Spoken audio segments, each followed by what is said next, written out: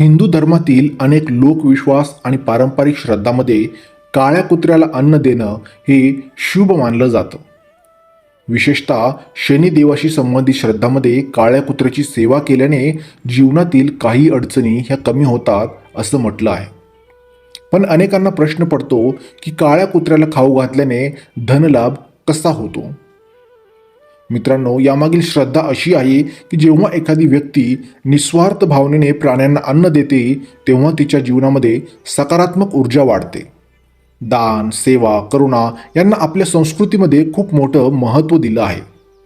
असं म्हटलं जातं की शनिवारी काळ्या कुत्र्याला पोळी, भाकरी किंवा अन्न दिल्यास शनिदेव प्रसन्न होतात आणि यामुळे आपल्या आर्थिक अडचणी ज्या आहेत त्या कमी व्हायला फार मदत होते.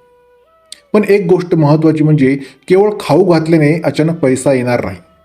त्यासोबत चांगले कर्म, प्रामाणिक मेहनत, योग्य निर्णय आणि सकारात्मक विचार हे देखील आवश्यक आहेत. काळ्या कुत्र्याला अन्न देताना मनोभावे प्रार्थना करा, हे ईश्वरा, माझ्या जीवनातील सगळे अडथळे दूर कर, मला योग्य मार्ग दाखव आणि माझ्या कुटुंबावरती कृपा कर. अनेक जणांचा असा अनुभव असतो की अशा सेवेमुळे मन शांती वाढते, आत्मविश्वास वाढतो आणि कामामध्ये सकारात्मक बदल दिसू लागतात. म्हणून प्राण्यांची सेवा ही केवळ धनलाभासाठी नाही तर मानवतेसाठी आणि पुण्यकर्मासाठी देखील केली पाहिजे. जर तुम्हाला देखील प्राण्यांची सेवा करायला आवडत असेल तर कमेंटमध्ये नक्की कळवा. धन्यवाद.